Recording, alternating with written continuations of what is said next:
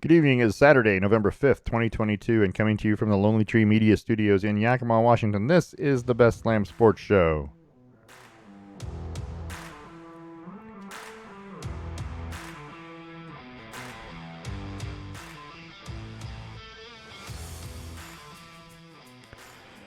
I'm your host, David Lamb. With me is my son, Parker. Say hello, Parker.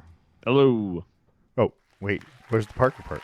They're around. It doesn't. I don't need their validation. No, I mean, normally you say hello, Parker, and then. Oh, So it was hello this time, which was weird. Keep me on your toes. I guess. We're on you. You did. We're on YouTube. We're on Twitter at Lamb Sports. We're on Facebook under the Best Lamb Sports Show. You can send us an email, lambsports at gmail.com, and you can check out our webpage, which is lambsports.com. We have a lot of crap we're going to talk about. But first, we want to talk about this. You ready? Mm-hmm. Right there. Hey, you got the Dr. Squatch? I got the Herbert Fresh Dr. Squash. Where'd you get that? Dr. Squatch. So from the website, Dr. Squatch website. You actually ordered it? I did. Nice. One of these is for you. I have 3 bars. Oh, you got one for me? I got one for you. Yes, you can have a. You can as they say. Hold on. Where does it say it?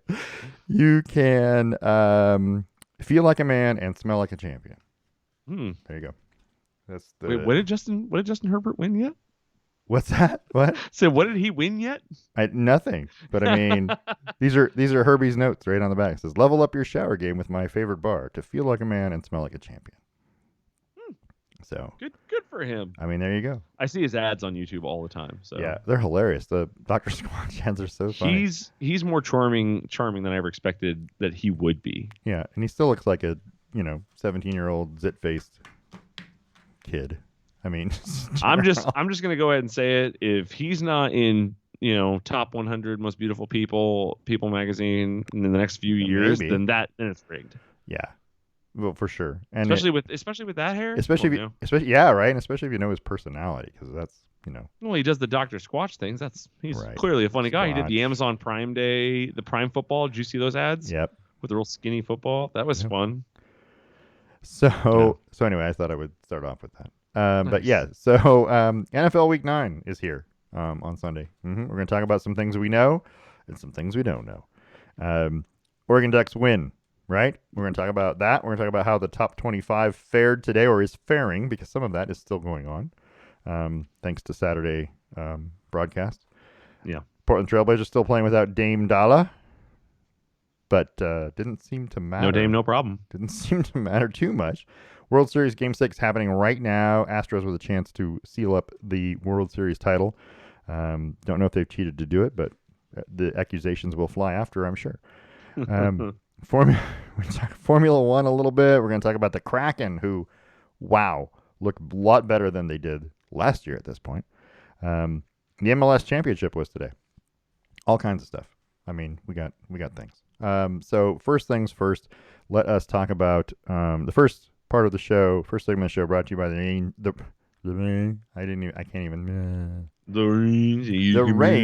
is central. The Range in Yakima. The Range is Central Washington's premier indoor shooting destination. At 34,000 square feet, the Range is an all-inclusive facility offering firearm training, retail firearm sales and supplies, full gunsmithing and repairs, custom builds, Cerakote services, all under one roof. Open Tuesday through Saturday, 10 to 7, Sunday, 11 to 5. Go see our friends at the Range, 1701 Garrettson Lane in Yakima. Phone number 509-571-1449. Make sure you mention the Best Slam Sports Show, The Range, educate, equip, and empower. Let's talk about the World Series real quick because we can, and it is going on as we speak. If you haven't been watching, Astros lead the series 3-2. Game 3 was Tuesday night in Philly, right? They split the first 2 games. Tuesday night in Philly, the day off, they got a day off because it was supposed to be Monday night, ended up being postponed because of rain. Tuesday they play. Philadelphia comes out, hits 5 home runs in the first 5 innings. Major League record, or tied the record for Major League for a World Series game, 5 home runs. They win 7-0. They hit all of them off of Astros starter Lance McCullers Jr., which has got to be a crappy way to have a day. He only gave up 6 hits in 4 1/3 innings, but 5 of those hits were home runs. The Phillies took a 2-1 lead, right? They went into Game 4. Aaron Nola on the mound going against Christian Javier for Houston. So, wait, hold on. I'm going to back up. See, this is all messed up here. See, my notes are all messed up. Anyway, long story short, Game 5, right? Game 4. Okay. Game 4 is where we're still talking about, because Game 5 was the 3-2 win. Game 4, Christian Javier threw 6 brilliant innings. Brian Abreu, Rafael Montero, and Ryan Presley threw 1 inning each to complete the first combined no-hitter in Major League Baseball postseason history. So they no-hit the Phillies. After the Phillies hit 5 home runs in Game 3, Astros come back and no-hit them in Game 4, right? So highs and lows. And then Game 5, Justin Verlander on the mound for Astros gets his first ever World Series win. Was a little shaky, didn't look great. Gave up 4 hits and 4 walks. But just the leadoff home run by Kyle Schwarber in the bottom of the first, and then shut him down for 4 more innings, and they held on to win 3-2. Game 6 going on right now, and it's in the bottom of the 6th. Houston has all of a sudden exploded. Philly was up 1-0 on a Schwarber home run, and the Astros have scored 4. So now it's 4-1 in the bottom of the 6th with 2 outs. Yordan Alvarez with a 3-run homer for the Astros here in the 6th. So anyway, looks like the Astros on the verge, if they can close that one out, of sealing up a World Series. Anyway, it was pretty exciting. I mean, it's been pretty exciting. It's been an interesting World Series. So I guess here's the big question though. Yeah. Are there any worse fans than Astros fans? Well, I think what you're saying is, are there any worse fans than bandwagon fans when a team starts to do well all of a sudden? And, well, so and that's they haven't kind been of what I'm saying. And they haven't been for very long, because, you know what I mean? That all of a sudden they're good, and all of a sudden everybody who's, oh yeah, I've been an Astros fan since 1912, whatever. And more what I mean is that Astros, they've been good, and then they cheated. Yeah, they cheated. They cheated, and that cheating gave them a leg up on the competition and allowed them to win a World Series, maybe even 2. Our society anymore values win at all costs, regardless of whether you had to cheat to do it or not. I will reject that theory, but I will say that some of the loudest voices say what you just said. Some of the loudest voices will scream it. So what I'm going to get at here is, I think Astros fans are kind of divided into 2 categories right now. There are the fans who understand that something happened, and they've kind of maybe not reclused themselves, but shelled themselves off from the world, a little less vocal, a little less passionate, because they know that the world, as a general rule, is not happy with them. They're not happy. And not only are they not happy with them for cheating, but then they continue to be successful after they got caught cheating. That's even more frustrating. Yeah. But a loud Astros fan now is the worst. That's the other side. The people who are like, we didn't cheat, we did just fine. Look at us, still winning titles, still getting after it. And it's like, dude, shut up. Yeah. Those are the worst fans. But so you're going to say that everything from here forward is tainted, because that's what the problem is that if they didn't cheat at all to win this World Series, there's nothing wrong with that, right? But since they cheated in the past, you're going to carry that against them regardless, because everyone's going to do that. Well, what you're going to hold against them is that they didn't experience a punishment that seemed worthy of their crime. Right. They didn't. When a team cheats or when a team gets caught, they usually experience a drought. Right. A year or 2 or 3 where they just can't put it together because they're dealing with some sort of punishment that is actually affecting their program.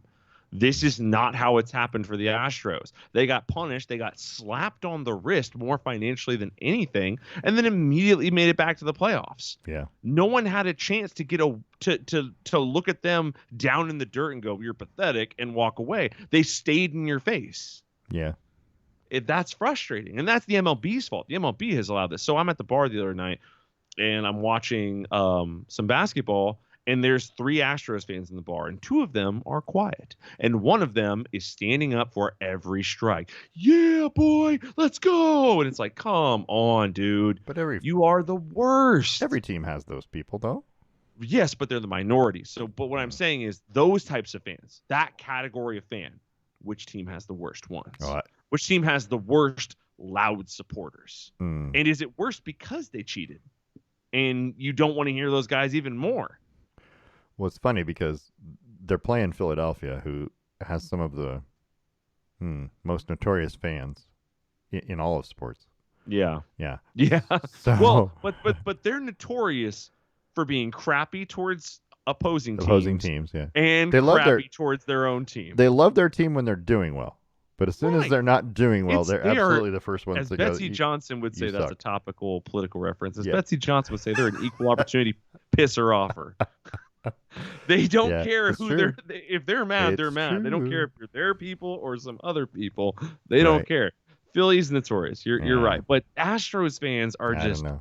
on. It reminds me of like 01, 02, 03 Yankees fans that you just couldn't get out of your head. They were around everywhere. Well, the Braves did it too back in the 90s when they went from Yeah, worst I to remember. first, and it's But always. we got hosed because we lived in Atlanta we lived in Georgia. Yeah. At the time, so we heard those Braves fans loud and nothing proud. but Atlanta games every day. That's all you can see.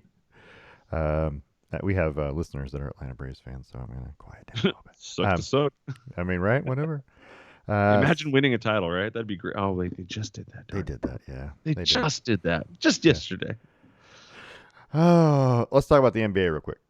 Roger that. So Portland Trailblazers now 6-2 on the season after beating the Phoenix Suns 108-106 in Phoenix last night. Phoenix is also 6-2 with both losses coming at the hands of the Trailblazers. That's a pretty big win for them. I think so. Jeremy Grant hits a tough shot at the buzzer to give Portland the win. He would finish with 30 points to lead Portland. 6 other players with double digits. They had 7 players in double figures scoring-wise, which is pretty amazing. Justice Winslow, 12 points, 9 boards, 9 assists, and 2 steals. Looked pretty good. Blazers played without Anthony Simons and Damian Lillard in this one. Lillard's still out with the calf injury or calf strain or whatever you want to call it. Is that a little cause for concern that Dame is Still injured so early and is now taking injuries this early? Yeah, I mean, it concerns me that. I mean, I'm glad that he's taking the time and they're still winning, and that he has time to come back maybe and be healthy. That he can take the extra days off if that's what he needs. That's great. But if he comes back and gets hurt again, and is out for 20 games, that's going to kill them.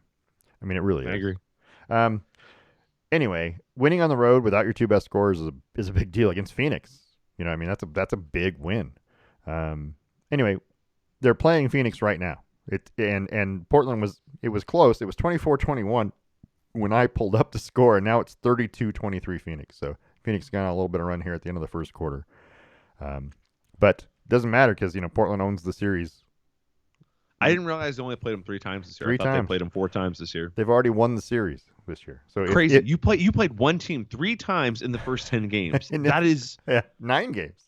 I saw this earlier with somebody, a different team. I can't remember who it was, but let's say it was the Lakers. They were playing the Spurs. Well, like they were playing there and there again, and then 2 games, and then home. And I'm like, what is happening? Right. Yeah. How are you guys playing so close? It's weird. They've been doing some weird scheduling things, and I think a lot of it had to do with COVID at one point in time. They've redone the scheduling, so now they've done like more road trips that hit teams that are close together. You know what I mean? Your road trips are longer, so that they only have to go out one time. And they also do like teams that are near you, like a home and home kind of a thing. Mm-hmm. So you'd play today against them and then tomorrow at their place. It's weird. I don't know. Well, I listened to him yesterday on local radio say the Blazers have a 7-game road trip. Yeah. I didn't realize 2 of those games were in Phoenix. Right. And probably 2 of them in LA or 2 of them somewhere like that. It's very convenient in that regard. Right. So by the way, quick update, LSU just scored. They're up on Alabama 23-21. It's a good football game. Yeah, they're about to kick the extra point. If they make that, it'll be a field goal to tie with 1:47 left. That game, this is the game that everyone wanted when Alabama beat LSU 9-6. Right, an actual everyone game. wanted this game. This is the worst kind of game because that game was the worst. It was, and I thought this game was headed that way. It was 7-6, and then it was 9-7, right? It was hanging around that range. Yeah. AJ kept slapping me, going, dude, it's looking like it's gonna do it. Is anyone ever gonna score again another touchdown? Yeah. Yeah, I don't know what we'll talk about this more in a minute. Yeah, we'll talk about the college football in a minute. But I don't know how this is going to affect the Ducks. Is what I'm worried about. So we'll see how that works out. I have opinions about that. Yeah, we'll get there. Let's talk about Kyrie Irving real quick. Okay. The Brooklyn Nets suspended Kyrie Irving at least 5 games without pay, and I say at least because they don't know. At least 5 games without pay Thursday because of his refusal to, quote, unequivocally say he has no anti-Semitic beliefs, end quote. About 4 hours after being suspended, Irving issued an apology for his social media post last week, and the post was about a book and a movie that feature anti-Semitic tropes. The book is called Hebrews to Negroes, Wake Up Black America. And it's old. It's like 6 or 7 years old. It's not even like a new thing. Did he just find it all of a sudden, and now he's promoting it? But it wasn't really... Anyway, long story short, let me back up. During the announcement of the suspension by the Nets, they said Irving is, quote, currently unfit to be associated with the Brooklyn Nets, which is a pretty strong statement. I don't know what's going to come about it, but if it took that suspended without pay to get an apology, because they gave him opportunities before apparently, and he didn't. And one of his answers to one of their things was, I didn't make the documentary. Yeah. But anyway, so there's a lot of issues going on here. He's also agreed to do some work with the Anti-Defamation League and some other things, and it's just donate some money. And I get it, but he's only doing what he has to do, what he thinks he has to do to get back to whatever. Are Kyrie's days in the NBA numbered? Is the question. Is he good enough where people would take a chance, or is this like a deal breaker after the anti-vaccine thing that he was doing? Yeah, his days are absolutely numbered. And today they announced that he has some conditions for his reinstatement, which include a public statement recognizing that the film is anti-Semitic, apology for supporting the film and falsehoods within, acknowledging that he is anti-Semitic, training sessions with the dangers of hate speech, and meeting with Brooklyn Jewish leaders. Right. So he has to do these things to be reinstated with the Brooklyn Nets. That's what they said, at least 5 games. It's going to take you at least 2 weeks to do this. Yeah. More than likely is what they're saying. Yeah. Kyrie Irving is done in the NBA. In my guesstimate, I feel like nowadays you don't have that sort of load. People put up with the flat earth stuff. Yeah. Because it's so audacious, it's so left field. Whatever. Right. Kyrie's just crazy. That's what they just kind of roll their eyes. Okay, yeah. Kyrie. People put up with the anti-vax stuff because half the country agreed with it. Yeah, it's weird. And the other half didn't. So it's a split poll. This one is a little less. Right. The people that agree with you right now wear white hoods. So you don't get to have this opinion. As a general rule, I would say it's fair. I'd say it's fair. It's not wrong. Tune into the Best Land Sports Show for the hard-hitting right? Talk. So as a general rule, I don't think you get to have this opinion and stay relevant. Right. It just doesn't happen. Kanye West is being canceled left and right for the same opinion. And he is much more, I'm going to say creative, artistic. He has impacted the things. He has had a bigger impact on the things I like way more than Kyrie. It's funny you're right. I mean, it is funny to listen to because I just go, he is much more artistically creative, but still not. I mean, you'll love this. I feel like this is what I feel like. I feel like Kanye is just batshit crazy. And I think he's actually crazy. Yeah, I don't think Kyrie's crazy. I think he just has some beliefs that are wrong. That's all. I think it's a little different. Yeah. I was over at somebody's house the other day, and they had a pair of Yeezys on, and they walked in, and I said, "Oh, go with the Yeezys," and he was like, "Yeah, they're pretty sweet." And I'm like, "It's a bold statement. Not a great time for that, huh?" And he was like, "What do you mean?" I'm like, "Okay, if I have to explain it, you clearly aren't paying enough attention." that is a bold statement. Yeezys go in the closet for the next year, right? Okay, at least a year. But I've also been adamant that Yeezy. This is going to side trope, but the Yeezy is trying to get back to Nike, and all of this was in an effort to have Adidas drop him. Oh, because he literally went on camera and said something anti-Semitic, and then looked into the lens and said, "Adidas, what are you going to do now?" Yeah, well, he's trying to get dropped by them, but he has a contract and he wants to go back to Nike. Well, Kyrie just opened up a spot. Hey, we have an anti-Semitic spot right here, buddy. Come on, take a seat. An anti-Semitic spot. It's a beautiful black and red, just like your followers like. We're short one anti-Semitic guy, so you could fill in right here. No, Kyrie's. I don't think he's going to play anymore in the NBA. And if he does, it'll be what they're asking of him is to be very transparent. I feel like it was a few weeks. I feel like it was a week late, even though this just happened not that long ago. But I feel like they took too long to do it. Oh, but sure. I think that he's done. But the real thing is here, Kevin Durant came out and said, Yeah. this wouldn't have been an issue if we didn't glorify it, essentially. Mm. Yeah, he's basically saying we shouldn't have even talked about it. And somebody immediately tweeted, said, "Oh, so you should just shut up and dribble, right?" That's not what they want. So funny. Like, it's KD's Kevin Durant's doing nothing wrong here. I mean, he should have said that comment necessarily. Yeah, I mean, it's not a wrong comment. It's not a right comment. It just kind of is a comment. He doesn't need to say anything, just like he's talking about. He's not wrong in that, had they just not made a gigantic thing about it, it probably would have blown over. Probably would have blown over. But if you go out and point out, okay, number one, I firmly believe they needed to make a big deal about it. I think they did the right thing. The NBA, the Nets, they did the right thing. Number two is and everybody is listening, just because we're laughing about some of this stuff, it has nothing. It's not because we're taking it lightly.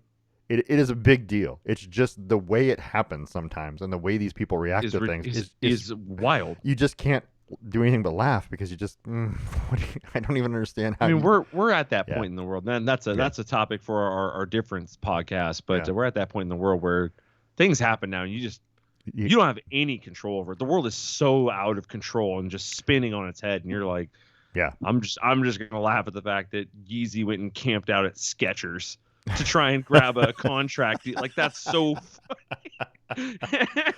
That Kyrie has to go through the 9 steps of the rehab program before he can play basketball again. The content isn't funny, or the topic isn't necessarily a funny one, but no. I mean, what the hell else are you gonna do? It's the things that they do that are quite simply so outrageous that you have to laugh about. Preposterous, yeah. But I think he's done, despite how great he is, and I think he's a fantastic point guard. Oh, absolutely. So unfortunate. It's really such a waste of talent. Fame, and you want to say fame got to his head because he wasn't. I don't think he was believing in flat Earths when he was 18. So somebody got in his head, but I don't know. It's weird. I don't know. I agree. Anyway, I thought we better cover that because at least address it. Yep. Right. Let's talk about the NFL real quick, because we can. Here's what I think I know heading into Week 9, which we've already got one game of Week 9 in the books. What I think I know. Here's what I think I know about Week 9. Buffalo Bills are pretty good. 6-1. They beat Green Bay 27-17. Handed Aaron Rodgers his 4th straight loss. Not that was any great feat because 3 other teams did it before you. Yeah. But it's one of those things where I just feel like I feel like I know that Buffalo is pretty good. I know they lost the game. I get it. I think this is the best team in the AFC. Buffalo's damn good. Yeah. Yeah. And when they play well, they're going to beat anybody. When they don't play well, I don't even think they're the best team in the AFC. I think they're the best team in the NFL. Could be. I think when they don't play well, it still takes a very good team to beat them. Right? Is that fair? Yeah. It takes a team putting together a complete effort, right, and them playing a little below their capability. Sure. So it takes a combination of the two things for it to work out. Here's what else I know. I think I know. Green Bay at 3-5 now can't score. They're averaging 18 points a game.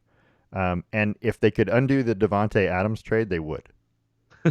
I think that absolutely. I think the Raiders would too. Yeah, I think they could save that cap space. I think both teams would just say, can we just go back? Can we just have a take back season? Right. There's got to be some way we can just undo it, right? But I think Green Bay should probably start tanking because it's not going to get any better. And Aaron Rodgers, they're on that cusp. Yeah. Aaron Rodgers sounded like a man who just realized that at the end of the last game.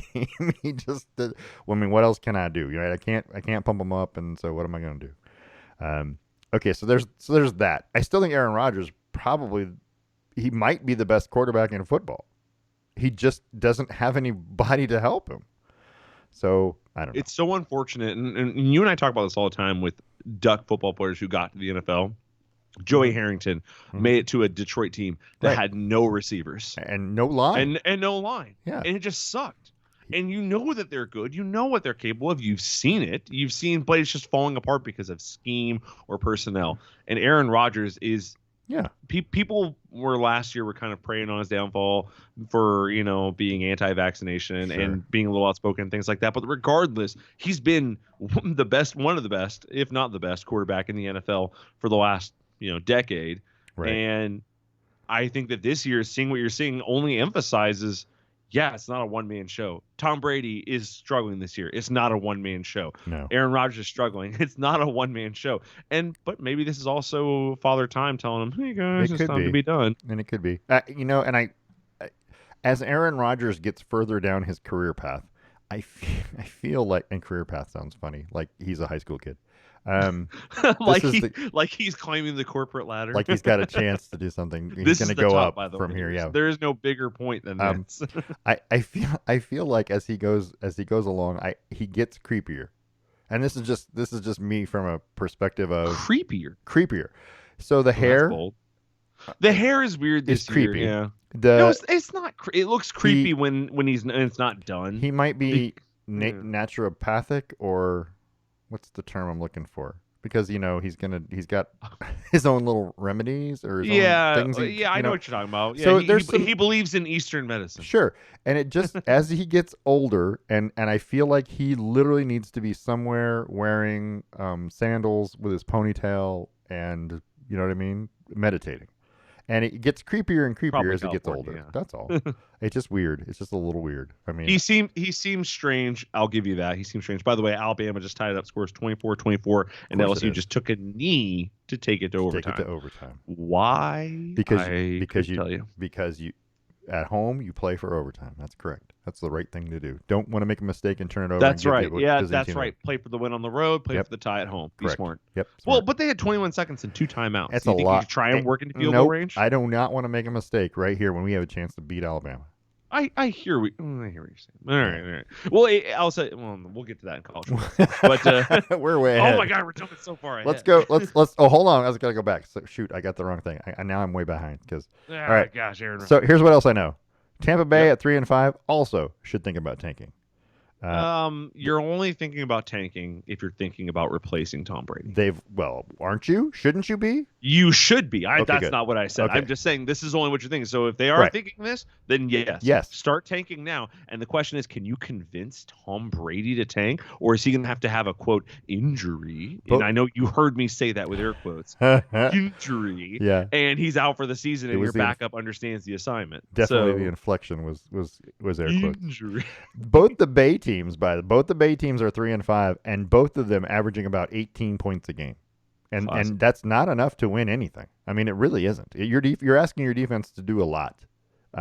If you're only going to score 18 points. Of the two Bay teams, you and I both believe San Francisco is in a much more advantageous spot. Tampa Bay.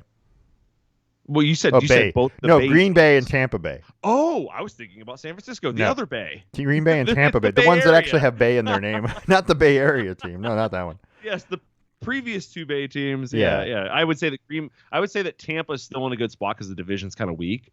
They still have a chance to win this division. So you're thinking about it, but if this weekend the Falcons beat the Chargers, you kind of change your pace a little bit. Maybe you think about tanking more.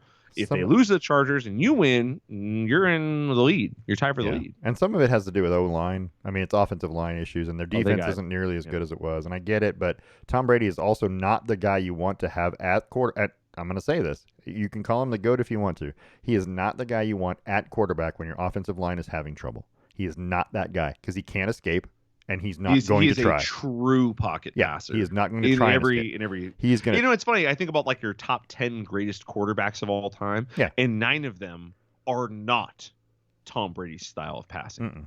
They're good at passing from the pocket, but they have an escapability element. You're talking about John Elway, you're talking about Warren Moon, you're talking about Aaron Rodgers. These guys can all get out and run. Right. Tom Brady cannot. He's the only guy that cannot within that group. I agree. So when the line's not doing bad, or we're not doing good, you're doing bad. Sure. Also, Philadelphia is 7-0. That much I know. Yeah. not buying it. That was what I know. You told me the game's they're 8-0. Philadelphia, Kansas City. I'm saying Kansas City. Sorry, they're 8-0 because they just beat Houston, right? Same difference. 29-17. It's Houston. I will tell you this: Philadelphia's defense looks bad against the run, and if somebody can come up with a sustained running attack against them, and I'm looking at you, Tennessee, and I'm looking at, I don't know who else. I'm looking at if Jonathan Taylor's healthy for Indianapolis, somebody's going to beat them with just run. And Houston ran the ball on them very well. in this game. They still lost 29-17, but they ran the ball well because they were already behind and they couldn't play from behind with the run. You got to throw it. So anyway, look, I don't want to give them a lot of credit. Yeah, because their wins are the Lions. I know. And hold I get it. Hold on. The Lions, I know, who are the worst defensive team in the league. The Vikings, not so bad. It was the second game, but I'll give you that. Not so bad. The Commanders, garbage. The Jaguars, garbage. The Cardinals, garbage. The Cowboys, but with Cooper Rush, garbage. Steelers, garbage. Texans, garbage. Are you going to play anybody? Because their upcoming games are Commanders, Colts, Packers. Yeah. Come on, brother. Well, but hold on. You don't play anybody until the Titans. Back up. Here's the thing. Here's the problem with that statement, and I'm okay with you saying it because normally I would tell you, yes, if you were in control of who you played, that would be one thing, but they have no control over who they play. I know that they don't have any control, but that doesn't make it divisions any more or less impressive. No, it is what it is, but it also is what it is, unfortunately. The divisions are already set who they're going to play, so they really can't do anything about that. And I hear you. Their division is actually the toughest division in football right now. Has the best record. Their division does. I hear you. So they still have don't get me wrong. I see what you're seeing. There's gonna be a stretch here coming up soon where they play the Titans and the Giants back-to-back road games. That'll be interesting.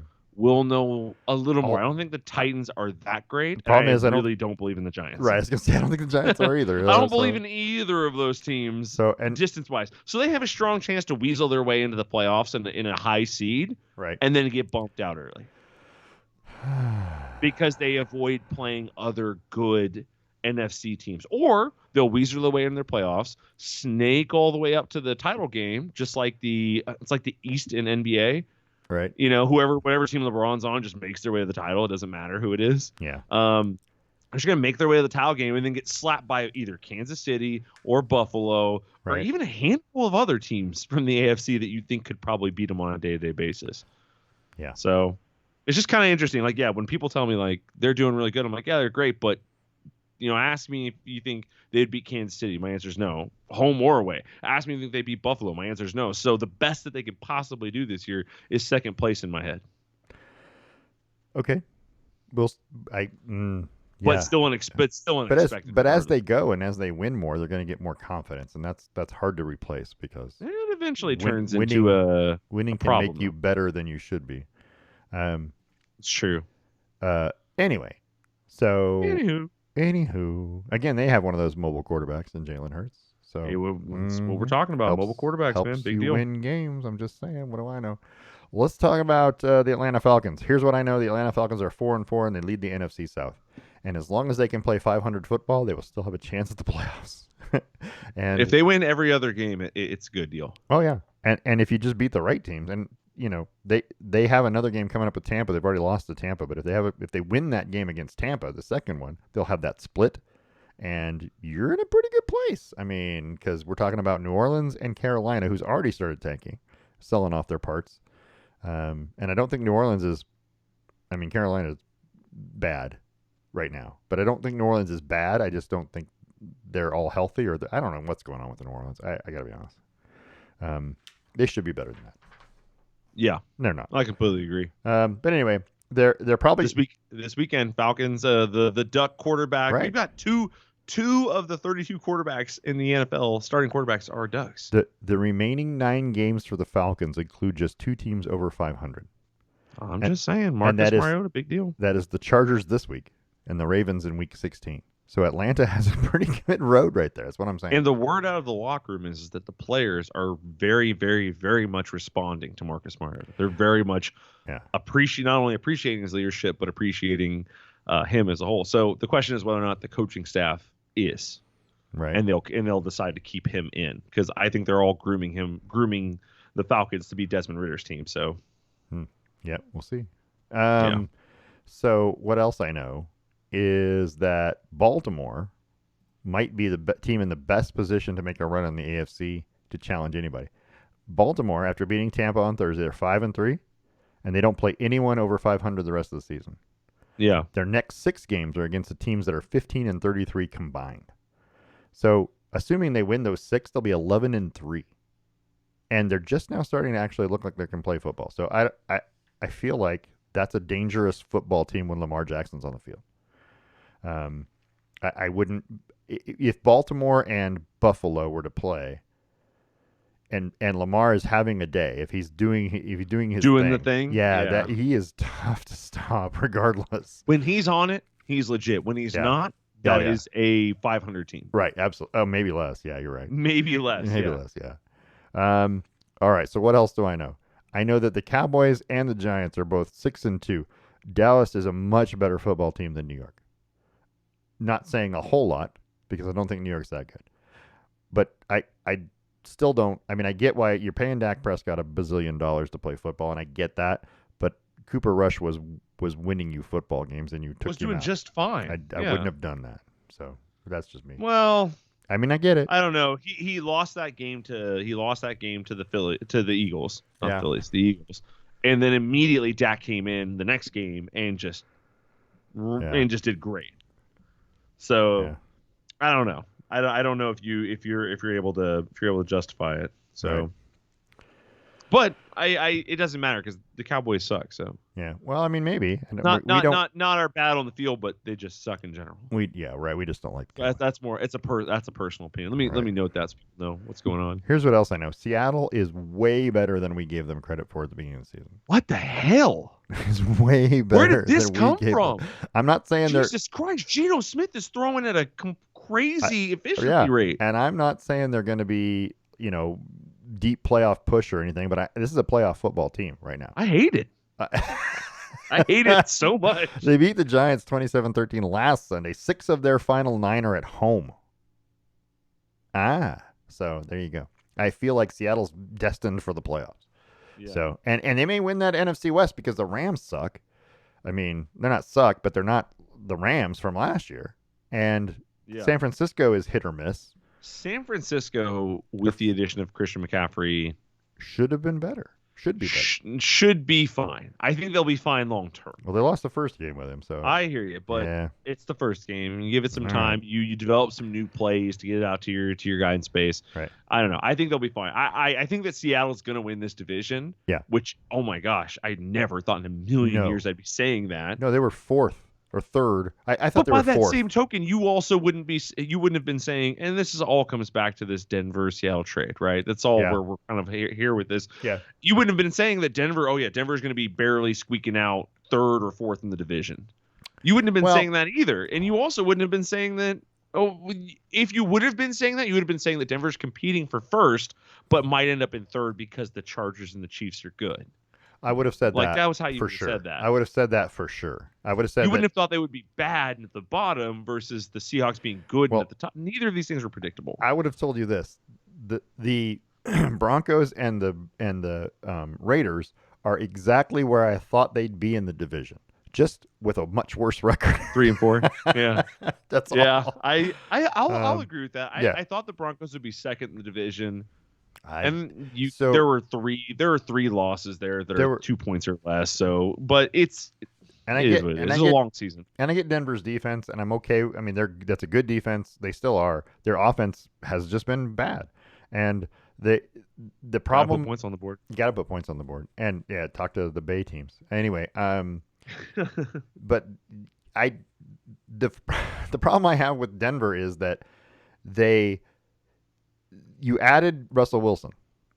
I don't think that the quarterback position, and this is a bold statement, was your problem. I think you had other issues, and just adding him made you better, but it isn't fixing all of your problems. He can't catch the ball for you, and he can't run the ball for you without fumbling, Melvin Gordon. Did you watch that video I sent you of Kurt Warner's QB thing? Yeah, I did. So you saw what I was talking about when there are a lot of plays that aren't necessarily Russell Wilson's fault. Correct. Yeah. That yield, you punting the ball or you field goaling, but they should have been caught. They should have been absolutely this. I think within that video there was one or two that were 100% Russell Wilson's fault. Yeah. And so I'm chalking a lot of what's going up here to parts of his team, but also there's a little bit of it in my head that is very much thinking there's a scheme to this that is not going. That's not working. You are not utilizing this mobile, smart quarterback Yeah. You're putting him in what's essentially an eye. It's a shotgun based, but it's essentially an eye because you just have him catch the ball and either hand it off or do, check down reads. You gotta open it up a little bit. We got into the whole Denver thing. That's probably a bad idea. We probably shouldn't have done that. Well, so yeah. Anyway, so But we got involved. Seattle's doing incredible. I can't believe how well they're. Not even. Oh my goodness. How is that even? I don't even understand. If you put $1,000 on Seattle at the beginning of this year to win the Super Bowl, yeah, you're feeling really good about your bet right now. Really good. Really good. I mean, now that being said, I don't think they've played anybody that I believe in. Like they haven't played a Chiefs, they haven't played a Buffalo, they haven't played Philadelphia, they haven't played any of these teams that I believe. They haven't even played Minnesota, who I believe in more than them. They haven't played any of these teams. They played like a Giants, who you and I don't believe in. They've played 49ers early season, who you and I don't believe in. Right. They played Broncos, who we didn't know at the time, but now none of us believe in. So we need to see. I need to see a little more from them, but I'm starting to believe, man. Quick update: Alabama's first possession of overtime ends in a Roydell Williams touchdown, and it's 31-24 Alabama. LSU's about to take the ball. Gosh, I love college football overtime. I know. That's the right NFL way to overtime. do it. That's the right way to no, do it. So I think that the NFL overtime is not bad. Just make it a period. Make it a 15-minute period. I agree. You'll play to the whistle. But college football, if you're going to do something unique, do it this way. So let's finish this. Kansas City, this is my last thing I know. Kansas City is not as good as they have been. And if it boils down to it, they're not as good as they have been in the past couple years. And if they ends up being a Kansas City Buffalo AFC Championship game, I would put all of my money on Buffalo. There you go. I don't think they're nearly as good as they were. They're good. It's a good football team. They're not as good as they were. So LSU scores on the first play. Oh, you're ahead of me. I have it streaming. LSU. I have it live on the actual cable. Oh. LSU scores, and that's Jaden Daniels. That's LSU scores on the first play, runs in for a touchdown, and now they need an extra point to send it to double overtime. Wow, what a game! I like it. Anyway, so go ahead. Okay, so you're gonna what's your take on Kansas City? I disagree. So do you think they're better than they were last year? Last year they were offensively ranked in points at 4th. This year they're 1st. Last year at yards they were 3rd. This year they're at 2nd. Yeah. Defensively they are incredibly worse. Right. They were 8th in points allowed. This year they're 23rd. They were 27th in yards allowed. This year they're 26th. If you're gonna throw out stats, I'm gonna ask you this: Are they scoring more than they did last year? I know that they're ranked higher, but are they scoring more than they did last year? I don't know if they're scoring more, but I think that everyone is scoring less. Right. So that doesn't make them better. Yeah. It just makes everyone else worse. I don't know if that's necessarily what that means, but I see what you're getting at there. Right. I just don't. I don't know if I could. I don't know if I could justify myself saying, "Oh yeah, they're definitely worse," or "Oh yeah, they're definitely this or that." I think that they're doing just fine. Okay, I'm not saying they're not great, and they're gonna win. They're gonna win the AFC West. That is absolutely true, and I think they're gonna win it walking away. I would bet large sums of money they'll be in the AFC Championship game. I do agree though that if it's Buffalo versus Kansas City, and I have to put all my coins in one pile, it's gonna be Buffalo. Because right now. Yeah, because Buffalo's gonna run Josh Allen 17 times. You know what I mean? Might as well. I mean, the dude's freaking like 6'5". He's like 250 pounds. He's a massive individual. Why wouldn't you? I wouldn't want to tackle him. Quit wasting $100 million a year on not running your quarterback. And you don't even need a running back if you're Buffalo. Just put any guy back there. It doesn't really matter. I mean, just anyway, a blocking back. You need a fullback, and then Josh Allen. By the way, the Ducks today scored with a defensive end. Yeah, that's true. That's true. Brandon Dorlus carried the ball. It was that was well. I think about that all the time. I'm thinking like, who's the heaviest person on our team? You come here. I'm gonna give you the ball. Just walk it in. Well, yeah, Noah Sewell. Noah Sewell's, has he done one? He also scored. I think he scored today. Am I not wrong? Entirely possible. I can't remember. I thought we only had one defensive score today. I thought it was Christian Gonzalez, but Noah Sewell scored on a 1-yard run. They gave him the football. Really? Yeah. So I love that. Quarter. Yeah. Right. Oh man. Because that's probably the only chance he'll get, and they went for 2 and they got it. Oh my God, people! LSU just went for 2, and Daniels threw the ball in the corner, the very front right corner of the end zone. LSU caught the receiver. I don't know who it is, tight end, I think. Caught the football. It's 32-31 as a final from Death Valley. No freaking way. So Alabama 32-31 as a final in overtime. Yep. There you go. So wow. What a and they're storming the field as well they should. Now, I was going to be we're going to talk about this in a few minutes. My God. I was going to be super critical about this in a few minutes. The fact that LSU jumped 5 places going from AP to college football playoff, and they just earned it. So it's okay. They earned it in my head, which means now they're going to jump Oregon. Yes, Alabama's absolutely. Going to fall behind Oregon, and LSU is going to jump Oregon. So it does nothing for Oregon. Absolutely what's going to happen. Yeah. I mean, if you can justify putting a 2-loss team, but now Ole Miss has the lead, I think, in the SEC West. Alabama's been flirting with losing all year, though. Yeah, they haven't Constantly. been great. This is not a great Alabama. It's not a great Alabama team. So I think they're pretty much hosed on winning the SEC West. So not unless LSU slips. There's still Ole Miss in there too, though. I think Ole Miss only has 1 loss because Ole Miss and LSU have to play. I think Ole Miss only has 1 conference. Folks, loss. you're witnessing the end of the Nick Saban era. I was just asking earlier if I thought when he would retire. I was asking internally. Anyway. Do you think he'd be the kind of guy who retires after a bad season? Do you know I guess I'm done. Do you know we have a whole section of college football to talk about? I know. Let's wait. Let's move. Let's move. We keep trying to, but we keep getting interrupted by freaking amazing things. All right, what's next? So Bradley Chubb, now a Dolphin. Is that the first? I mean, that seems like a big giveaway for the Broncos defense. And that might be their way of saying maybe we are kind of. I know not giving up, but I mean maybe. He's a large chunk of. Well, it made Miami better. It made Miami better, but didn't make the Broncos worse. The Broncos were bottom 4 in sacks per game. Sure. So the defensive end position wasn't providing a lot of big spark plays for the Broncos. But and then they also grabbed another linebacker who's essentially a defensive end. You could argue the reason that is because there's no one on the other side, and they blocked Chubb twice. So. Possibly, but regardless, then the other guy. Well, so the other guy on the other side is Randy Gregory. Yeah, and he's not. Why are we not? I mean, the point is that we haven't, but it doesn't matter.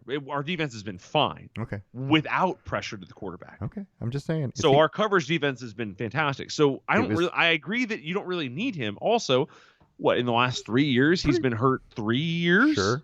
Every year he's gotten hurt at some point. Sure. This isn't a necessary thing, but it does help Miami. It does help Miami. This is a bigger trade for Miami. Also, the Broncos got a first rounder back. Yeah, that's true. This year. This is a bigger deal for Miami than it is for the Broncos, I think. Okay, so let's also talk about the fact that Chase Claypool, who one of the best receivers in the league, at least it was last year. Gets traded to Chicago. I feel bad for his career. I mean, yeah, it's a weird trade. In that, what is Chicago going to do with him? Do they think they still have a chance? I mean, they're 4 games behind Minnesota, or 3.5. They're doing nothing with him. They're going to do nothing with him. But I'm wondering why you go out and do that, though. I mean, I wouldn't have done that if I was in their position. Well, you try and lock him up for the next few years. Draft, you try and grab a couple linemen or some shit like that. But if you had but when you got to trade draft picks to go get him. What draft picks do they trade? I don't know. I don't have it written. Probably a second and a third or some crap like that. Receivers don't usually command that sort of one, so it's weird. I didn't understand the trade because they're not in a position. It's not like the guy you add to make you a championship team because they're not a championship team. It's one of the pieces that you add for before future. you add the next pieces. Okay. And so they'll add him. They'll extend him. They have Mooney. They have a couple other offensive pieces. They need more linemen, and it'll get there. I'll tell you one of the biggest pickups of this is that T.J. Hawkinson, tight end from Detroit, is now a Minnesota Viking. What did I say earlier this year? I said that Detroit might be tanking. Yeah, I'm for sure they are. But I said that in like week 1 or 2 or 3, and you were like, nah. And I'm like, I think so. He looked like he might have been down. By the way, the LSU guy, I'm looking at a replay.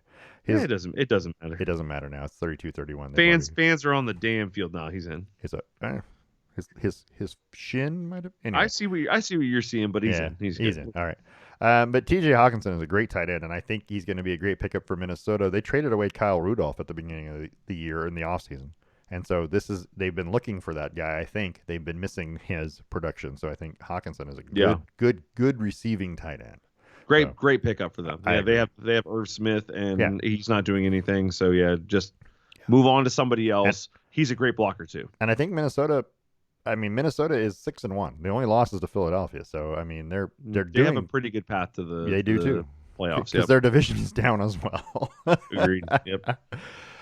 Okay, so let's talk about. I don't know what I had to talk about. I got to be honest with you. Let's skip over. I'm going to skip over the Week 9 NFL games, and we're just going to go to the second half of the show. Are you ready? Because that's what we're going to do. Second half of the show brought to you because that's where we want to be. Brought to you by Boss Kitty Hand-Dyed Yarns. Boss Kitty. Be sure to tune in to BossKittyLive.com for knit-alongs, games, fun, and exclusive sales. Go on the BossKittyShop.com website. Get your kitty glitter yarn. Looking for a gift? Get them a Boss Kitty Shop virtual gift card and let them pick it out themselves. That's Boss Kitty Hand-Dyed Yarns. Yarn so boss you'll knit your pants, because we want to talk about college football. Yes, we do. And we do. All right. So let's talk about the Oregon Ducks first and foremost. Right on. Because Oregon plays Colorado today and pretty much did what they needed to do. 14 points in the first, second, and third quarters, and they win 49-10. It was not really ever in doubt. Bo Nix, if you don't have Bo Nix square in the middle of your Heisman voting, I think there's something wrong with you. Because if you're telling me that he's okay enough to be on the fringe of our Heisman voting with an Oregon team you don't think is very good, then he's better than you think he is. You know what I mean? Yeah, absolutely. If you put him on Alabama, would he not be better with those receivers and those running backs? Absolutely, he would be. Well, not now because Alabama's. Well, and it's funny because last year when he transferred from Auburn, everyone went, "Oh, Bo Nix was the problem," and then this year Auburn fires their head coach, and it's like, was he the problem? They were worse this year than last year. Whatever this combination of Bo Nix and Dillingham and Dan Lanning, it's working. It's working well. Nix, I wouldn't say they didn't do anything different today than they've done for the last 7 games. And this is 8 straight games with 40+ points. 8 games. Sorry, 8 games. Back. Yeah, that's amazing. And then Bo Nix today threw for 2, ran for 2, caught a touchdown pass, and you're going to need one of those. You're going to need one of those moments to get a Heisman Trophy. Just saying. I'm not saying he's going to win one, but he's definitely got to be in that. He's got to be in New York at this point. He's accounted for 16 touchdowns in the last 3 games. If he continues this rate, and he continues to do well. After the Utah game, he will get every due credit. Right. Everyone right now is going, okay, you got through USC. Let's wait till Utah. Right. That's what they're all waiting for. So as soon as they get through Utah, if they get through Utah, and he does that sort of same 40-point type game, it'll be fine. He will get the Heisman credit he deserves, because Hendon Hooker just took a hit today. Christian Gonzalez, the Colorado transfer, at cornerback, had 2 interceptions against his former team. That's incredible. He's good. He's a really good defensive back. I mean, he's been good all year. I was saying he was good in week 1. Yeah. They haven't really thrown much at him. Nobody has, because he's that kind of cornerback. But today they did, and they shouldn't have. So there's that. Before we get to Utah, let's beat Washington, because Washington beat Oregon State after Oregon State got ranked, and we knew that was coming, kind of, right? But Washington's 7-2, and Washington will be ranked in the next college football poll, the college football playoff poll that comes out on Tuesday. Yeah, Washington will be in the top 25. So probably, yeah. So at 7-2, it'd be hard to keep them out with a win over a top 25 team, and then Oregon coming up, they'll keep them on the fringe at 25 or 24 or something. But it's played in Eugene. It's going to be a big deal. Oregon can't look past Washington to Utah, or they'll lose. But both of those games are at home. If they win both those games, they're going to be 10-1, staring Oregon State down in the Civil War with a college football playoff berth, maybe in the wings. Because as we were talking here on the air, and we're talking about college football right now, so we might as well talk about it. Notre Dame beat Clemson 35-14 today. Big. I mean, this is 5-3 Notre Dame, now 6-3. Okay, but that eliminates the ACC right out of college football playoff contention. If you ask me, they're done, because nobody in that division, nobody in that conference is any good. And Clemson was their last hope, so he's out. They're out. It's going to be interesting. So let's. I mean, I don't have a whole lot of college football things to talk about other than the Tennessee Alabama game was, or the Alabama LSU game was amazing, and I thought the Tennessee Alabama game was great. This was just as good, not as high scoring. Utah. So let's go through some scores real quick that are top 25. Ohio State struggled at Northwestern. They won 21-7. It wasn't a great game for Ohio State, but they won, and that's all that matters, right? Yeah, they kept the ball on the ground a lot. Yeah. Yeah. Let's see. Obviously, we had the UGA. So Georgia, who's number 3 now, went from number 1 to number 3 because we swapped polls. Georgia looked really dominant against Tennessee. They were up 27-6 for a half. Well, it was 27-6 until Tennessee didn't score a touchdown until 4 minutes left in the game. That's pretty good. I'm not saying that's not good, but Georgia had got off to an amazing start, a fast start. But here's their quarter by quarter. 14-10. So that's the first half. 24 points. 3-0. Yeah. Now, defensively, they were great the whole game. Offensively, they got figured out in the second half. It was just too late. Oh, yeah. It was just too late. You can't let a team get that big of a lead before you figure out their offense. So what I'm saying is that against Oregon, common opponent here, against Oregon, that didn't happen. They kept scoring. They never stopped scoring. They never had trouble scoring. Sure. Against Tennessee, they hit a wall. They came out in the second half. Well, Tennessee got the ball first in the second half. Tennessee didn't do anything with it, but then it just kind of went back and forth. Punt, the whole second half. I hear what you're saying. What I'm saying, it was definitely Georgia's game to lose because of the lead they built, but the whole second half was up for grabs. Okay. What I'm telling you is 56 minutes of this game, Tennessee went without scoring a touchdown. They scored 6 points through 56 minutes. That's why I said earlier, Georgia's defense did exactly what they're supposed to. Well, that's what they did against Oregon. Georgia's defense did exactly what they but needed their to do. offense also did exactly what they were supposed to do. But Oregon helped them a little. Versus Georgia's offense puttering in the second half. Right. Right. So Oregon helped them a little in that first game. I will say Georgia didn't look as dominant in this game as they did against Oregon, but they still looked like they looked like the better team. Yeah, absolutely. That's what I'm saying. Is that this game was not. I mean, it was 3-0 Tennessee. So after that, it was 27-10 Georgia. Yeah, gotcha. Yeah. Anyway, they looked good. They did. They looked good. Tennessee didn't look as good as they could, and the pressure. They pressured Hendon Hooker 20 times. Georgia did. He'd only been pressured 39 times in the previous games all year. 20 times they put pressure on him today. So that was apparently maybe the plan. I don't know. Maybe that was the secret. I don't know. But Hooker was 23 of 33, 195 yards and an interception. And they didn't let Jalen Hyatt beat them at wide receiver either, apparently. So anyway, interesting. Tennessee is still a very good football team, but now they're on the outside looking in. They need someone to beat Georgia twice just to get to the SEC championship game. Which I don't think. And that's not going to happen. That's so, not. Yeah, that's we not going to can happen. just not worry about that. Right. So I think you're set up for a Georgia, and now I don't know who versus Georgia's I don't know somebody else, but Yeah. Georgia's going to win whoever they play. Maybe. So Georgia SEC champion is what I feel confident in saying. And that would be good. That would be good for Oregon, I think, because the better Georgia one does, team runs the table, does its thing. You don't have to worry about it. Yep. it looks better for the Ducks. That's the only silver line to come out of Tennessee losing is that Oregon has a potential to benefit from it. Right. Let's see. What else have we got out there? They put all these out of order. Obviously, number 4, Clemson lost to Notre Dame 35-14. Big game. Number 5, Michigan routed Rutgers 52-17. We kind of thought that was a thing. Let's see. What else do we have on here? I'm looking at the scores as they pop up here. TCU, number 7, TCU did exactly what the College Football Playoff Committee said they didn't like about TCU, which was played from behind. And won 34-24. They were behind in the fourth quarter. Well, they were behind in the third quarter, 17-13. They were behind in the fourth quarter when TCU finally scored and went ahead 2017. Yeah. But yeah, it was 17-13 Texas Tech into the fourth quarter.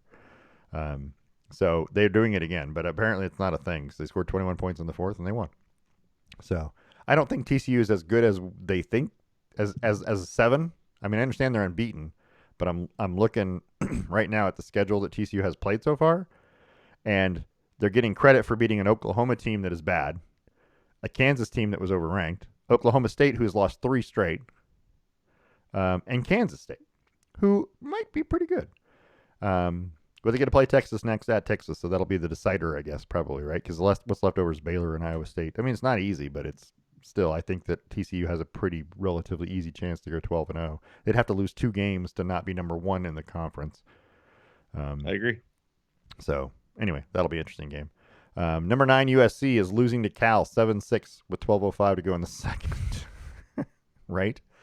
Number 12 UCLA 14-10 over Arizona State just before halftime.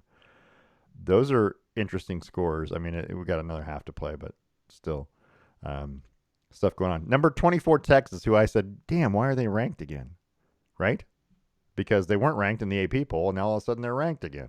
And then they won at Kansas State 34-27. Not that it's a huge win, but it keeps them in the damn conversation a while longer.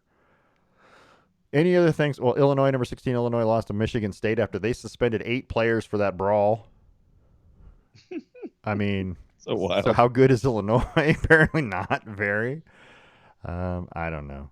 None of that stuff really matters. Penn State crushed Indiana 45-14. Not a lot of surprises this week. Not really. I don't see a whole lot of things there. So if you're looking at the rankings, the college football playoff rankings, Tennessee's obviously going to fall.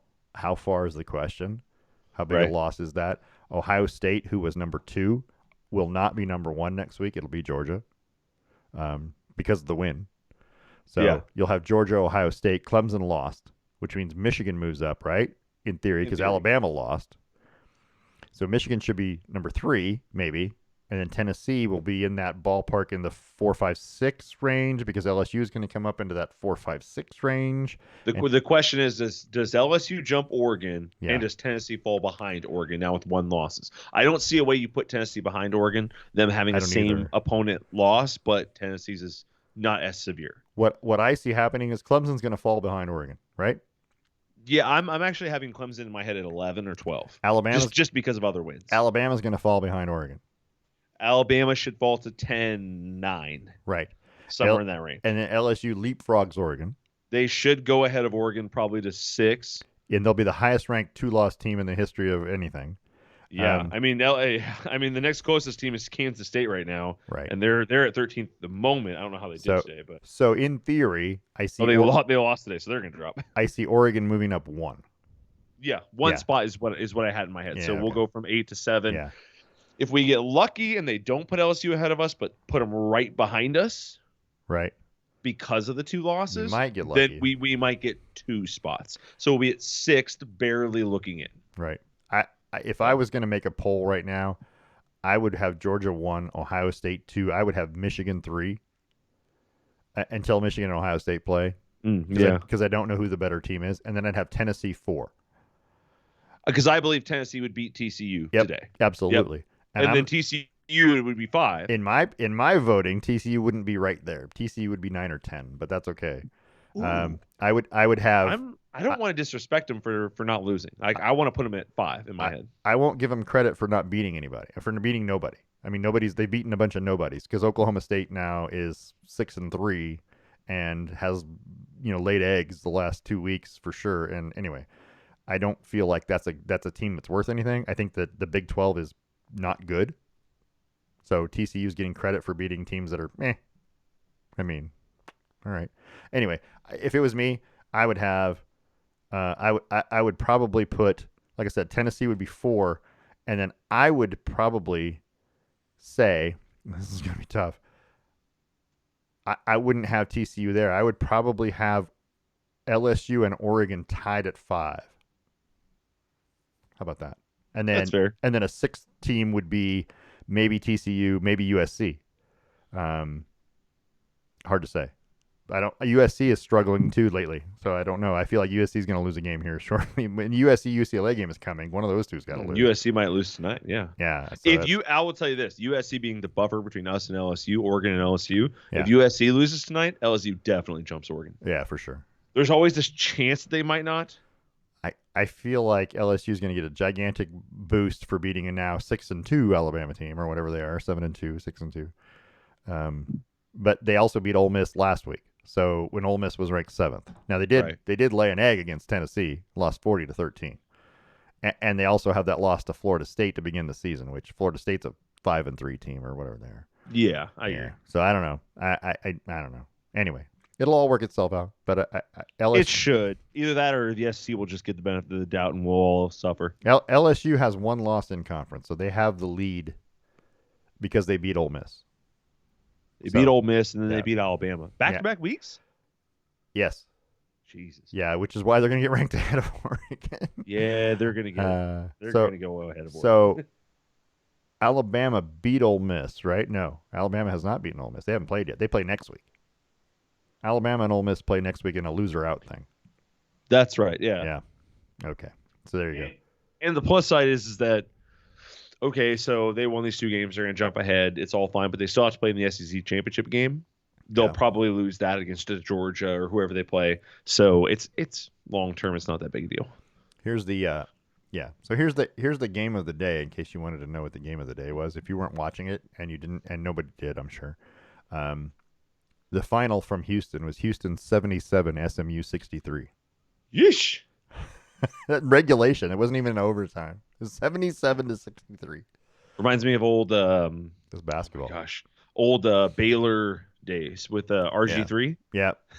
Yeah, with the shootouts. That's the scores of his used to. Yeah. I remember it was Baylor Washington, like 2011, right, or 2012, and that game was like 60-something to 60-something. Yeah. Yeah. It's been an interesting day in college football, I have to admit, and I like that though. So quick update. Last thing we're going to talk about at college football. USC is now leading Cal 13-7 with about 2 minutes gone in the second. Cal has the ball. Wow, it feels like just a second ago you mentioned how they were losing. They were. UCLA is up 14-10 on Arizona State. Arizona State has the ball, but it's at the half. So looks like it just went to half.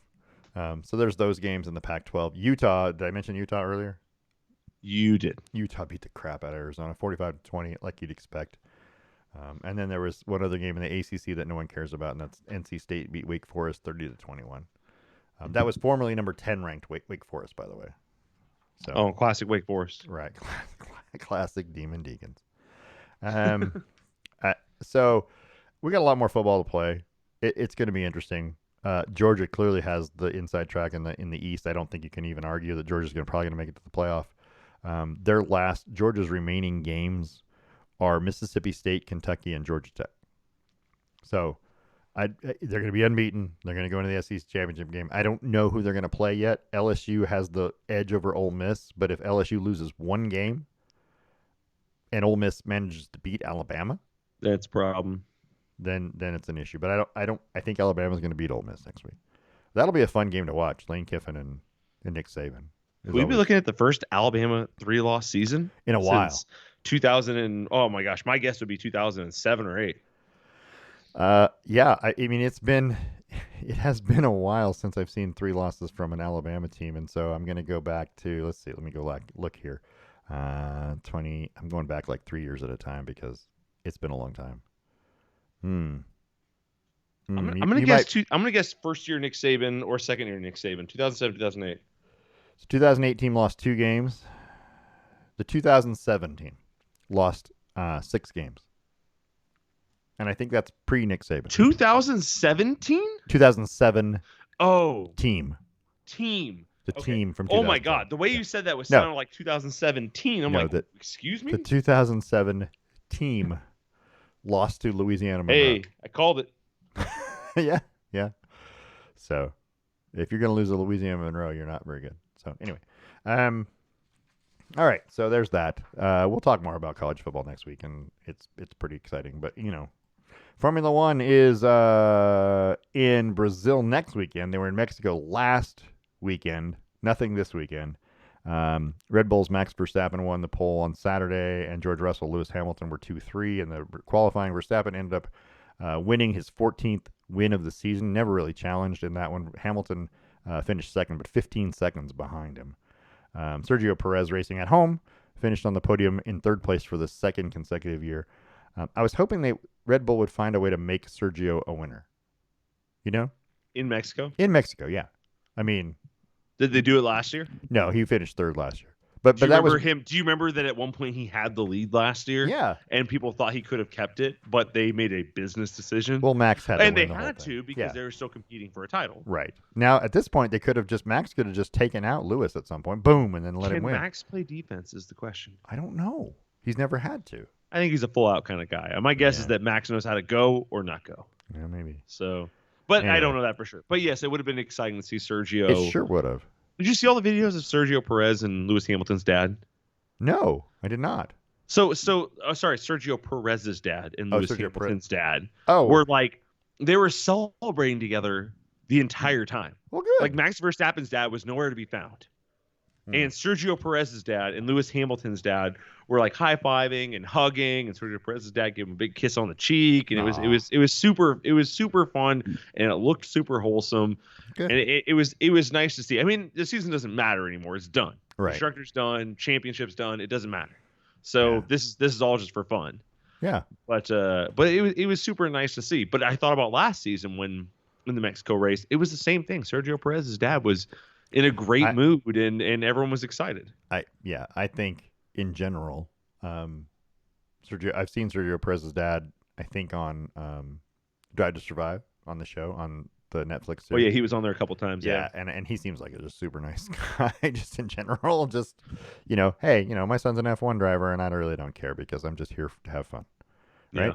And it doesn't matter. The winning or losing doesn't matter. And Max Verstappen's dad is very competitive and very results driven. And I think he's even part of the Red Bull team. You know what I mean? Oh, he is. Yeah. Yeah. So there's that. Anyway, so they're going to be in Brazil this week. Not that it matters because none of this is important, but what I did want to talk about was Verstappen has boycotted Sky Sports for some comments from Ted Kravitz, their color guy, implying that Lewis Hamilton had the championship stolen from him last year. And Verstappen did not speak with Sky Sports after the race. Verstappen's boss, Christian Horner, also declined to speak with Sky Sports, saying, quote, "I think an accusation of championships being robbed is something that we don't feel is an impartial commentary. Max was very upset about it, and as a team, we support him fully," end quote. So there you go. So there's some bad blood now. Politician, man. He's a good guy. There's some bad blood now. So between Sky Sports it's very interesting because some fans would feel that way. Some fans would not. Mm-hmm. Just think of it like America, 50-50. Half of them believe that it was stolen from him, or more specifically, that it was unjustly applied, right? Right. And then the other half would feel that, he won it fair and square. That's his fault. He should have put on new tires, blah, blah, blah, blah. Whatever you got to say. It's 50-50. Both sides make their argument.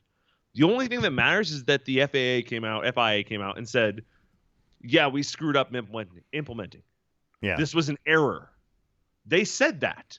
So to say that a title was robbed, right, sounds harsh. It does. But it's not factually incorrect when you pair that against what the FIA has officially stated. Right. Which is that this was applied in error. Yep. It should have gone to another safety lap. Right. And Lewis Hamilton should have won under safety. That's what they said. That is the official word. Right. To believe anything else is very American. Believing something else other than the truth. Believe whatever you want. Right. But there is a fact here, which is that it was incorrectly applied, admitted incorrectly applied. So for Sky Sports to say it, I do agree, though, doesn't show partiality, or it shows partiality. Yeah. It shows a bias. But it's also reporting on a fact. And we've always known British media to be especially pointed with injustices. They don't cover crap the same way that America does. They don't gloss over it. They talk about it. Right. And you know, for as much as I've heard a bunch of people say that, English people are very, to themselves, what's the phrase, posh, they keep to themselves and they mind their business. Yeah. They will also talk about problems very bluntly. Sure. Absolutely. And so I don't disagree with Max and Christian. Well, let me rephrase this. I don't disagree with Christian supporting Max. You should. He should. Yeah, absolutely. Done deal. That's good. Yep. Max is being sensitive. Sure. You just won a title. Yeah. And you did win this one fair and square, clean and away. Right. Why are you still thinking about last year? My response, and I was gonna say, if it had been me and I was the 2-time champion, I would have said, well, I've got 2 of these trophies. So Well, how about I put this one in the trash, and now let's talk about this one. Until you come and take this one Exactly. from me, I still have 2 trophies. Right. Well, yeah. So, Well, I mean, yeah, well, that's But if the point here is that even if you disregard the one, one, yeah, we need to be talking about this one. So if I was Max, and this is me, as soon as they asked me something about last year, I'd say I want to talk about 2022. yeah. I won the title this year. Let's talk about this year. Let's talk about this year. I would do the Marshawn Lynch thing where you say the same thing over again. I'm just here so I don't get fined. I'm just here so I don't get fined. I want to talk about 2022. Yeah, I would have said, last time I looked, I won 14 races this year, which is more than anybody's ever. More than anybody in history. I mean, just absolutely. Saying, what do you, dude? Tell me how I stole all those 14. But to be defensive, yeah, I know, about the idea is wrong. But about the but you could, again, I never blame Christian Horner for this. Right. This is a Max Verstappen issue. Max Verstappen is taking a stand. He has to support him. I agree. You could understand why he'd be upset that someone would say that, because he doesn't think it was stolen. So I mean, you could get that, but yeah, I'm gonna hit you with this. You've seen every movie where like you gotta. Oh, have you watched Ted Lasso all the way through? Yeah. Jamie Tartt's dad. Yeah. They won the game, and his dad's in there, just absolutely going at him and yelling at him in the training room and screaming at him in the first season. Right. Welcome Max Verstappen and Joss. Yeah, that's true. It doesn't matter how good you are. We can't let go of our losses. We have to remember them. It's important. And I feel like Max can't forget that maybe this was less than reputable. Even if you have something bright and shiny in your face that is great and good, because he did fantastic this year. Oh yeah, he has this best driver by far. Not even close. No. Not even the Red Bull as a team. It's not just driver. Red Bull as a team. Best team far and away. Here's the problem with that is that teams like Mercedes and Ferrari are going to say, well, yeah, because you broke the cap rules last year, so you should have had less money this year, and so now you're cheating twice, and so now this year's tainted too. That's going to come about. You watch, but anyway, what do I know? It's just anyway. Wild. They're in Brazil. I don't disagree with too much, though. Sky Sports should be a little more partial, but partiality kind of turns you into American media, and I kind of don't like that. If we didn't have the drama, we wouldn't be on the air. Exactly. Do you think anybody in USA would give a crap if it wasn't for the fictionalized Drive to Survive? Right. Yeah, absolutely. It looks better than it really was. Anyway, Formula One's in Brazil next weekend. They finished the season in Abu Dhabi on November 20th, and then it's a short turnaround. What is it? March before they start. In March they'll start doing testing again in Spain and blah blah blah blah. Anyway, we'll start going. It's like 4 months, 5 months to get off. Sounds right. But anyway, I do like Formula One. It is fun to watch. The races are much better. We didn't even talk about the NASCAR thing. We didn't get to that. Oh my gosh. I know, right? I would love to sit and talk about it, but I really don't have the time. But it was pretty cool. It was a pretty neat thing. Let's talk about. Let's talk. I can't do multitasking. I'm not good at it. It'd be like that sometimes. Okay, so let's talk about real quick the NHL, because the Seattle Kraken are now 7-4-2 after beating the Pittsburgh Penguins tonight 3-2. Was that it? In Pittsburgh. I mean, well, so it took them 22 games last year to win 7, and they've only played 13 this year. They're way better than they were last year. If the playoffs started today, they'd be like 5th. So they are doing well. They're second in the Pacific Division behind the Vegas Knights. But ahead of Edmonton and Los Angeles and Calgary, teams that were playoff teams last year. So they're way better than they were. And it's been interesting to watch. I've watched exactly one whole game and parts of others. But they seem to be doing much better. And it's interesting. They're doing it without Philip Grubauer, their number one goalie. So maybe they're better than they were. And so here's my question for the day, by the way. I don't have an actual trivia question, but here's my question. What's the plural of Kraken? Crack-eye? I don't. I had to look it up because I didn't understand. Kraken is I thought was like a collective noun. Like you'd have multiple Kraken. You as a group are the Kraken. Right. You are the Kraken. Kraken is an individual thing. It's a proper noun. Absolutely. So Krakens is right, but it doesn't sound right when you say it. Well, it doesn't sound right because the Kraken. The phrase is release the Kraken, Right. not them Krakens or those Krakens Right. or release the Krakens. The Kraken. It's release the Kraken. there's The only one. Kraken is a singular thing. Right. And there's only one of him. So now that I have multiple Krakens on the Seattle Kraken team, technically they're all Krakens, right? It sounds weird. That's all I'm saying. It just was kind of weird to talk about the team. When you talk about the team as a whole, it's the Seattle Kraken. It's one thing. But the players are all Krakens. And so it's kind of weird. That's right. all. I don't know. And I didn't know whether to say whether they is or are. The Kraken is or Kraken are because it's plural. Kraken are. Yeah. They're plural. If they're plural, it's but are. it's a single because it's one Kraken. Anyway. Well, that's if you're referring to a single Kraken player. The team. Is. I'm talking about the team as a whole. The Seattle Kraken. Then they are. Is. No. Whatever. The Seattle Kraken. Oh. See? You see my dilemma. Now you just... The team is singular. When right. referring to members on the team, it's plural. Okay. All right. Multiple Kraken are doing well. I'm good with that. The Kraken... Yeah. I'm good with that. I just thought I would throw it out there. Yeah, what? This is the best Lamb English show. Yeah, absolutely. We need to have one of those. And also the MLS Cup final today, Philadelphia Union taking on the LAFC, and LAFC wins it in penalty kicks, by the way. It was a 3-3 game, and they won 3-0 on penalty kicks.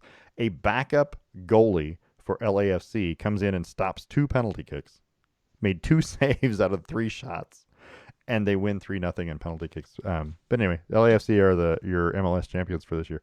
Just had to throw that out there. All right, and so now we're to that point where you get to talk about what you want. What's your minute about? My minute is about, do you know what the phrase gatekeeping is? I do, but okay. Let's. So in this instance, yeah. I've seen it in a couple ways. The most notable way is Formula One, where something will happen, and then ESPN or whoever, whatever body of work, Sky Sports, will post about it. And somebody in the comments will start to talk about it, and then somebody else will say, ugh, all these American fans just got into it because of Drive to Survive. The idea there is gatekeeping. This guy is trying to prevent the world from getting into it because he feels like it ruins the purity of the F1 fandom, not the sport, but the fandom, I guess. I'm not sure. But this also brings me to, do you remember the TV show Stranger Things? Are you all caught up? Oh, yeah. All right, spoiler alert. In one of the final episodes, they play a Metallica song. On what's called Eddie, one of the main characters, plays a Metallica song. What does he play? Master of Puppets. And people were in an uproar. People were like, "Oh, you're turning all these teenagers on to Metallica. This is ridiculous." That is gatekeeping a band. And James Hetfield came out and said to his supporters, two supporters of his band, saying, "Do not gatekeep our band. I don't care if they got into us because of this TV show or their parents or because they just found us one day. It doesn't matter. Right. People who love it, love it. It doesn't matter why." Right.